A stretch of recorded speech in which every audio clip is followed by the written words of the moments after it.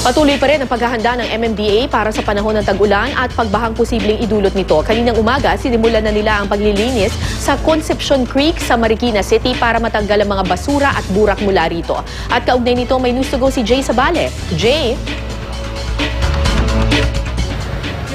Kara, isinasagawa nga ngayon ang dredging dito sa may Concepcion Creek sa Bayan-Bayanan, outfall sa Marikina City.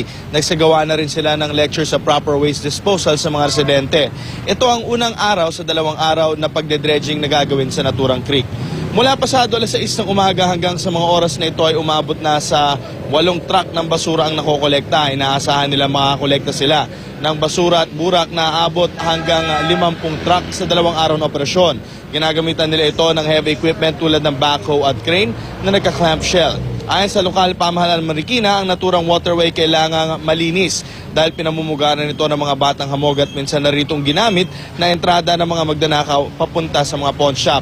Pero ang pinakaimportante ay parte raw ito ng paghandaan nila sa pagdating ng tag-ulan dahil ang naturang lugar ay nalubog din noong habagat at noong ondoy. Bukod sa ginagawang dredging dito ay magsasagawa na rin sila ng misting para hindi ito pamugaran ng mga lamok. Ang paglilinis dito ay parte ng Estero Blitz program ng MMDA.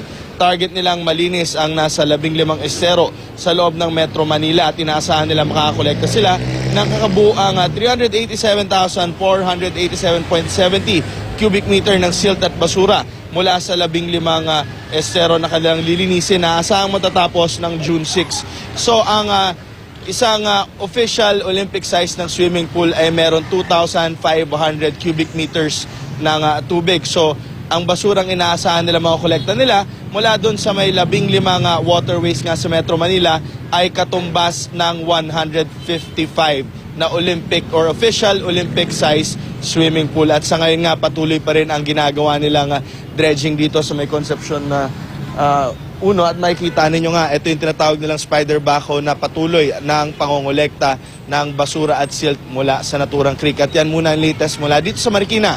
Balik sa'yo, Kara. Maraming salamat, Jay Sabale.